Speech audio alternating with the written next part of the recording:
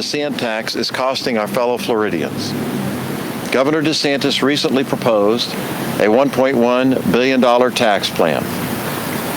Frankly, I think Democrats wish he cared about the diaper tax before the election year. But here's the reality we're facing. Ron's tax plan is a drop in the bucket compared to the new taxes and higher bills Floridians are paying every day. And so we ran the numbers to get a true handle on this. Because of this failed governor, Floridians have been forced to pay the following DeSantax. Number one, $1 billion DeSantax in online purchases. Number two, $1.56 billion DeSantax on gas tax since the start of the Ukraine war when we demanded relief. Number three, $2 billion in DeSantax for Orange and Osceola counties over his attacks on Disney. Number four, $7 billion DeSantax on increased power bill expenses. And for 2022 alone, Florida homeowners are paying an additional $15 billion in property insurance, while renters are paying $25 billion of DeSantax. $50 billion in new DeSantax that Floridians are having to pay. $50 billion. Rent, property insurance, electricity, gas for your car. These aren't luxuries. These are things everyone is needing and has to use, and he's responsible for the $50 billion in new DeSantaxes that we all owe. Rather than working to solve Florida's problems, Ron would rather fight culture wars to distract you from his failures. This governor doesn't care, to put it simply. He would rather spend your hard-earned taxpayer dollars to ship migrants across our country for a political stunt than address the astronomical cost increases that we've all had to bear. It's unconscionable, and it's just plain wrong. Wrong Ron is not only inhumane, he's also selfish. He cares more about the White House than your house, and he'll make you pay whatever it costs to get him there. That's not the governor Floridians deserve.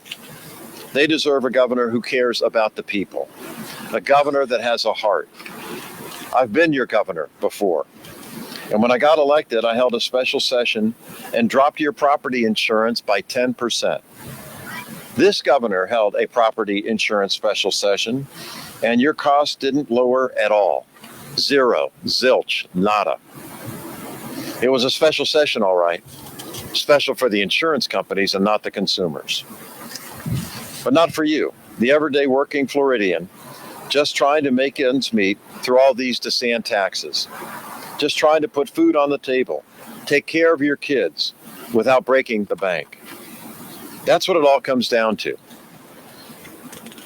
Do I pay my utility bill to keep the lights on, or my medical bill to get my life-saving medication? Do I pay for my property insurance to keep a roof over my head during hurricane season, or pay for my gas in order to drive to work? It is the Disant tax that's the problem, and we're all feeling the burden of it.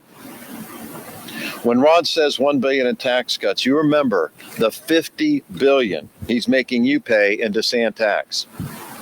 Florida deserves a governor who actually does care, a governor who will work every day to make your life better, easier, and more affordable. I'll be that governor. Just the other day, I was walking through the airport, and a guy came up to me and said, "Charlie, I'm a Republican, and I'm voting for you." Earlier this week, I was in Republican-leaning Fort Myers and Charlotte County, and the energy was amazing, really remarkable, frankly. And it comes down to two things: Ron's Disant tax and his extreme attack on a woman's right to choose. Floridians are done with it. We are done with it. And now I want to take a special moment. We have a falling sign. Grace, let me help you fix that real quick.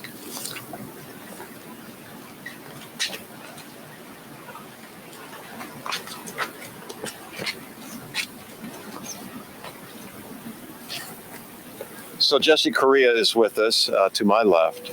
and she has her own personal story to tell about how these DeSantaxes are hitting her and her 6 children. Thank you. Hi, my name's Jessie Correa, and I am now a single mother with 6 children. Not only am I a survivor of domestic violence, but I am in a place now where I've had the opportunity to totally recreate my life.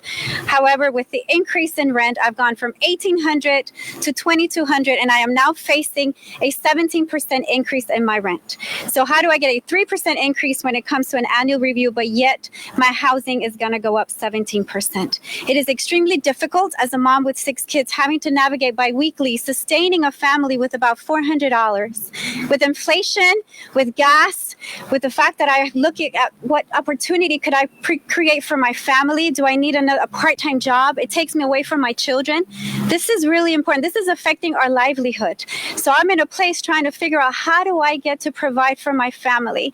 I don't want to end up homeless. I've experienced homelessness, running away from a man who was abusive from a 20-year marriage. So we're in a place that we get to show up on November the 8th. For Charlie has a plan that can make affordable housing, guess what? Affordable. So we get to show up. We get to vote. This is a man who really cares about the people. This is a man who really is standing up and saying, I am here to hear you. I'm here to support you. I'm here to follow through. It is extremely difficult for me. Even the fact that teachers are lacking in the schools. I have a 3rd grader who has not had a consistent teacher every day. It has been substitute teachers every single day. So my son doesn't want to go to school because he gets substitute teachers. He's not learning. We're not understanding the depth of the impact that this is having in our lives right now. And as a single mom, as a hardworking professional woman, I'm trying to figure out, how in the world can we have a break? How can Floridians be able to not just exist, but to live, to thrive, to be able to enjoy what this American dream is about? So I encourage you, show up on November the 8th. Let's do this. Let's vote for the one who really is going to come through and not empty promises, and really get Government DeSantis just out. Thank you. Well done. Thank you very much. If any of you have any questions, we'll do our best to answer them. Sure. Yes, ma'am. Given the affordable housing, I did notice the recent launch of the campaign Choice is the Choice. What made you decide to highlight the abortion battle versus the more economic topics that are kind of top of mind? A lot of Floridians. Well, I think both are. I really do. As we just heard, I mean, it's really affecting real Floridians in a real way, the economic problem. And so we need to address it. The governor is ignoring it. And we need to address a woman's right to choose as well. I think it's terribly important that he is taking away and stripping our freedoms away every day, a little bit at a time. And with women, it's extreme. Because in the law that he signed, there are not even exceptions for rape or incest. It truly is a barbaric law. It's a war on women. And what he did with these migrants, these Venezuelans, flying them up, to Massachusetts, what is that, a war on Hispanics now? A war on women, war on Hispanics? Who's next in this DeSantis nightmare? I see in your chart that you really highlight the increase in rent. In which county there's going to be a rent stabilization referendum on the ballot in November. There's capped rent for 1 year to help with the increased rent here. Some state representatives, most of them Democrats, have been trying to get a special session in Tallahassee. They were unsuccessful under Governor DeSantis. Do you think that is something that you would be open to as governor, doing some sort of special session, or just looking at it in a regular session when it comes to figuring out how to deal with increased rent costs? I think it's critically important to do a special session, and I'll tell you why. So we have so many Floridians that can't make ends meet right now because of all the things we've outlined here today. But in addition to that, housing is really the tip of the spear. Whether you want to try to buy a house or rent an apartment in Florida, good luck. I mean, it's so unaffordable. It's ridiculous. And so what has the governor done? Nothing. Except try to get elected president in 2024 with all the stunts that he pulls. And so what a governor really would be doing, who cared about people, would have a special session on this, restore what is called the Sadowski Housing Trust Fund. Hundreds of millions of dollars set aside in order to help our fellow Floridians in a time of need when they're fighting the housing issue that we're all facing right now. But you can also work with our federal friends. The Secretary of HUD is a friend of mine, Marcia Fudge. judge. We served in Congress together. Get help from the federal government as well. And then we can get it from our local government too. And what we do with the local government is work with people like my mayor in St. Petersburg, Ken Welch. He's put aside $70 million to help with housing in St. Petersburg, Florida. That's how you do it, you know. Federal level, the state level meeting its responsibility, which it is not now because of Governor DeSantis, and the local level too. It's all hands on deck. Yes. Give us your thoughts on the crisis going on in Puerto Rico. It's tragic. It's tragic. And I've asked the Biden administration to get more engaged. I'm sure that they will. You know, the flooding is biblical, practically. And I myself am going to go to Puerto Rico on Sunday and survey the situation and see what else additionally we might be able to do to help them out. They're our fellow Americans. We need to fight for them. Yeah. Roxana from the Present newspaper. Yes, ma'am. The Floridian is expecting a hurricane next week. How do you prepare for that one? Well, we hope it doesn't hit, but we have to, you know, hope for the best, but prepare for the worst, to be smart. Make sure that you have a plan. Make sure that you have plenty of food and water.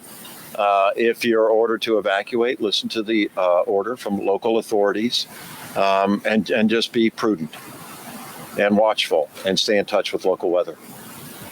What would you say? I know Governor DeSantis has been pretty outspoken when it comes to talking about the increase in the state's reserves and how he believes that the economy here is going in the right direction. They're saving money. They're not spending as much money. What would you say? He's a joke. He has no idea what real Floridians are having to deal with. I mean, he hangs out with millionaires and billionaires who fund his campaign, and he has no idea what middle-class Floridians are dealing with, working folks. I mean, we've outlined the issues, and they're horrible. There's no compassion. There's no empathy. There's no feeling. I mean, he's not working for the people. He's working for himself. And in the meantime, our property insurance rates skyrocket up. Our utility bills continue to go up. His public service commission that he appoints and is supposed to regulate utility companies, they're lapdogs instead of watchdogs. He's not doing a damn thing for the people of our state. Thank you all very much.